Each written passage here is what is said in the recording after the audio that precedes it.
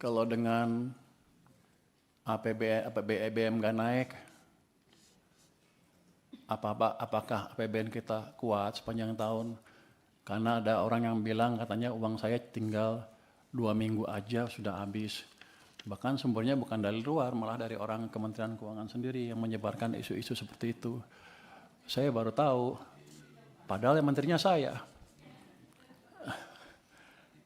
Jadi saya agak bingung, tapi gini, kita begitu harga minyak naik ke level yang tinggi, kami di Kementerian langsung exercise untuk masing-masing harga sampai 80 kondisi APBN berapa, 90 seperti apa, sampai 100 seperti apa, dan mitigasinya seperti apa.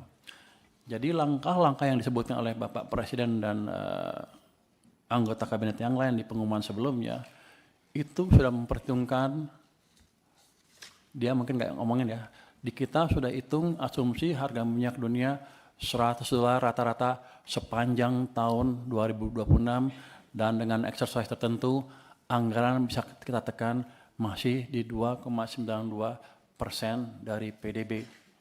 Jadi sepanjang tahun ini dengan harga rata-rata 100 aman.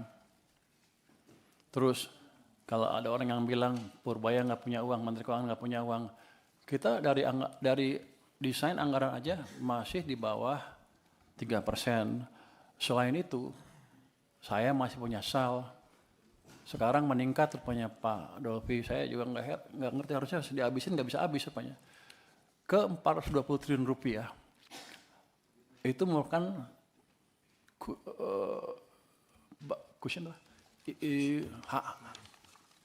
bantalan tersendiri. Kalau kita diperlukan, kalau harga minyak naik tinggi sekali, misalnya nggak terkendali. Jadi dari situ kita masih aman, Bapak-Bapak, Ibu-Ibu.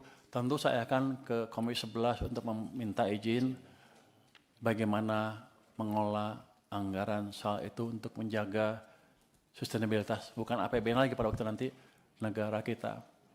Tapi yang penting adalah dananya ada, cushion kita masih ada, nanti juga Pak Menteri ESDM menjanjikan pendapatan yang lebih dari kenaikan harga minyak dan harga batu bara di pasar dunia. Jadi masyarakat nggak usah khawatir, kita sudah hitung dengan exercise seperti itu. Kalau kepepet masih ada yang lain, kalau kepepet masih ada. Jadi pertahanan kita berlapis-lapis. Jadi saya ingin memastikan lagi nih Pak, ini apa yang Bapak sampaikan terakhir ini sangat penting ini untuk diketahui masyarakat Pak. Bahwa exercise harga BBM di 80, 90 dan 100 pun negara sudah siap Pak ya? Sudah siap.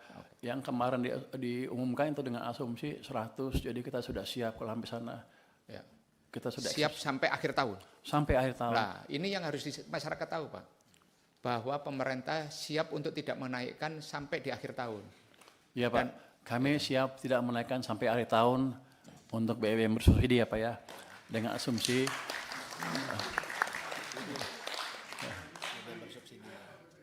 ya, harga minyak $100 per barrel sampai akhir tahun sudah dihitung rata-rata ya, sudah dihitung. Artinya nanti ya tidak ada untuk yang bersubsidi ya. Yang bersubsidi. Kalau yang bersubsidi kan bukan hitungan kita ya, saya nggak ada di anggaran juga. Jadi yang bersubsidi sampai akhir tahun aman. Jadi masyarakat di luar nggak usah ribut, nggak usah takut. Kita sudah hitung Pak. Dan ya, mau jempol Pak. Jempol. Ini kan berkat dukungan Komisi 11 juga saya bisa diskusi terbuka. Jadi yang saya takut itu, kan ada beredar dibilang 2 bulan udah habis, 2 minggu udah habis. Paling bulan Juli naik, nanti bulan Juli ada huru-hara. Padahal kita udah siapkan sampai akhir tahun dengan asumsi rata-rata $100.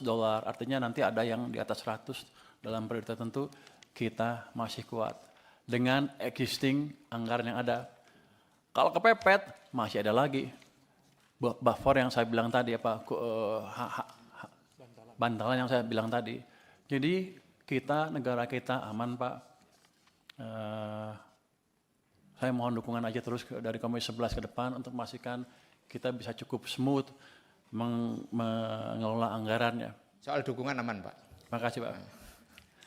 Jadi salah satu ininya adalah karena pendapatan pajak. Pak, klarifikasi angka tadi Pak Menteri bilang SAL 420. Ya. Betul Pak? Betul. di dalamnya termasuk yang 200 penempatan. Iya. Oh, ya, oke. Makasih. 200 penempatan di bank dan saya tambah lagi 100, sisa masih 100 di BI. Dan jadi gini, tahun lalu kan kita sudah sempat laporkan defisit anggaran 2,9 sekian. Ternyata setelah diperiksa di LKPP itu ada indikasi di bawah itu. Jadi mungkin di sekitar 2,8 sekian, nanti tunggu pengumuman resminya. Tapi itu memberikan ruang, karena jadi ada dana nggak dipakai kan, itu memberikan tambahan untuk tahun ini misalnya. Di satu sisi itu jelek karena saya nggak bisa ngabisin uang, tapi di sisi lain bagus ketika ada seperti ini, kita masih punya tambahan bantalan tadi Pak. Jadi anggaran kita aman. Nanti ada yang bilang Purbaya nggak bisa hitung. Saya udah ngitung anggaran sejak tahun 2002, 2003, 2005 kita hitung detail Pak. Saya dulu advisor pemerintah Indonesia dari Jepang, profesor dari Jepang, saya ngasih masukan mereka. Dan ketika 2005 kita akan menaikkan BBM 126% itu, saya ngitung detail line per line dampaknya ke anggaran seperti apa. Jadi saya ngerti betul gimana ngitung anggaran ini. Bahkan dulu kita punya model, kalau kita berubah asumsinya, sampai 10 tahun ke depan anggarannya seperti apa, sudah bisa. Jadi di luar yang orang bilang bahwa Menteri Keuangannya nggak bisa ngitung. Saya hanya menegaskan di sini bahwa saya bisa hitung, Pak. Oke. Luar biasa ini. Daripada dibully. Pak Pimpinan. Silakan Pak Dolfi. Pak Menteri, kalau bisa hitung sih pasti bisa hitung. Soal salah atau benar itu urusan lain. Nah mungkin Pak Menteri yang kurang ini adalah soal transparansi. Tadi Pak Menteri katakan, boleh sedikit Pak ya biar langsung direspon juga. Supaya transparansinya ini penting kita dapatkan. Kalau harga minyak dunia rata-rata 100 per barel, tadi Pak Menteri mengatakan fiskal kita masih kuat. Nah, kalau kita menggunakan APBN per dolar itu kan menambah